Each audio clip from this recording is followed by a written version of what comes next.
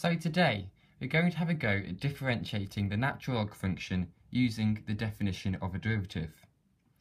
Before we do that, we need to go over three important definitions. The first one is a limit. It says the limit as z approaches 0 of 1 plus z all to the power 1 over z is equal to e. The next one says the natural log of a minus the natural log of b is equal to the natural log of a divided by b. And finally, a times the natural log of x is equal to the natural log of x to the power of a. So if you're confident on those, let's begin. So first of all, we need to state what the derivative of the natural log of x actually is. So if we have y equals natural log of x, then the derivative dy by dx we find is 1 over x. So that's what we want to be looking for. So let's go ahead and do this. So f prime x, like before, is going to equal the limit as h approaches 0 of the natural log of f of x plus h minus the natural log of f of x. Okay, so this is simply the definition of a derivative. But because we're involving the natural log of x, we need to put a natural log in front of these two functions here. Okay, it makes sense to do so. So using our second law, we can think of f of x plus h being a and f of x being b.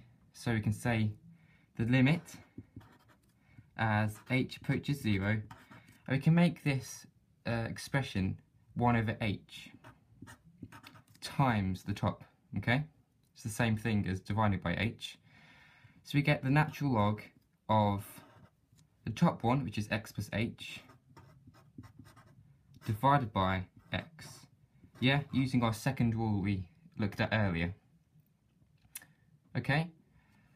Using our third rule, we get the limit as h approaches 0 of the natural log of x plus h divided by x the power 1 over h. Okay? So now we can simplify the limit as h approaches 0 of the natural log of x divided by x plus h divided by x, simply because they're sharing a common denominator, and we can split that into two fractions, and the same as 1 over h. So now the x is cancelled to go 1, and we get the limit as h approaches 0 of the natural log of 1 plus h over x to the power 1 over h. So now we're going to make a substitution so we can get to a limit that we looked at earlier. And if you remember, it was the limit as z approaches 0 of 1 plus z all to the power 1 over z. So we need to make a substitution and make h over x one variable, in other words z. So when we do that, we're going to let z equal h over x. Okay, I'll just box that off. Let z equal h over x.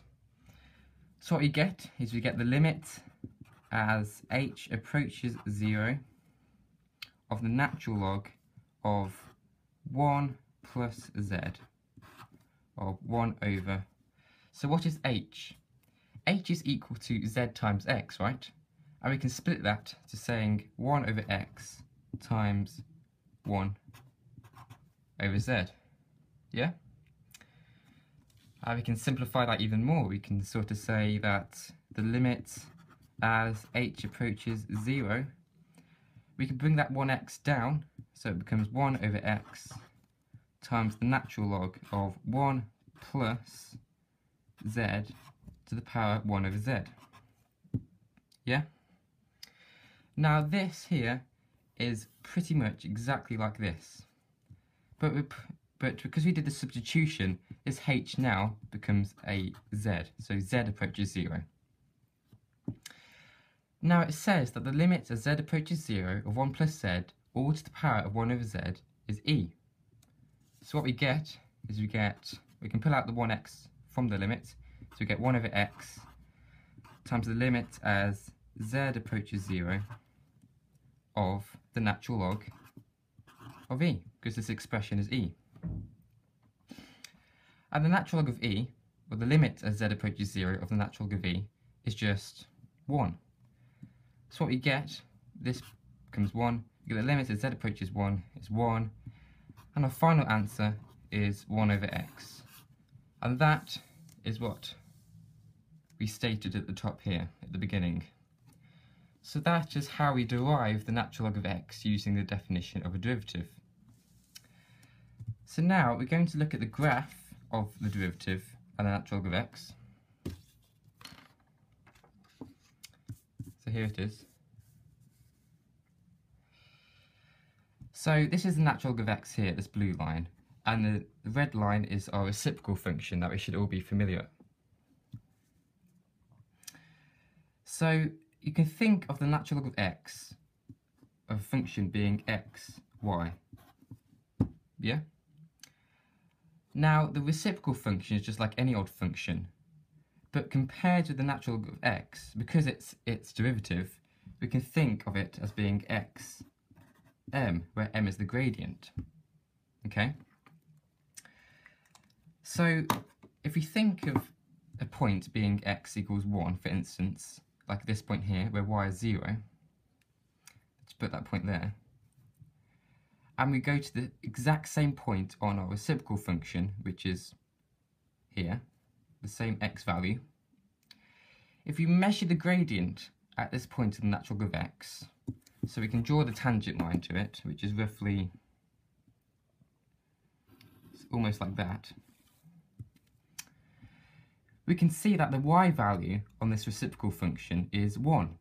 And we can see that the gradient on this natural log function is pretty much 1, my diagram. So we get that we have x and y for a natural log function, and the y value of our reciprocal function is the gradient at the exact same x value on our natural log function, because they're derivative. 1 over x is the derivative of the natural log of x. So that's in its graphical form, and there you have it. So in the next example, we're going to use the binomial theorem in addition to the definition of a derivative to solve a term of a higher power of x. See you in the next video.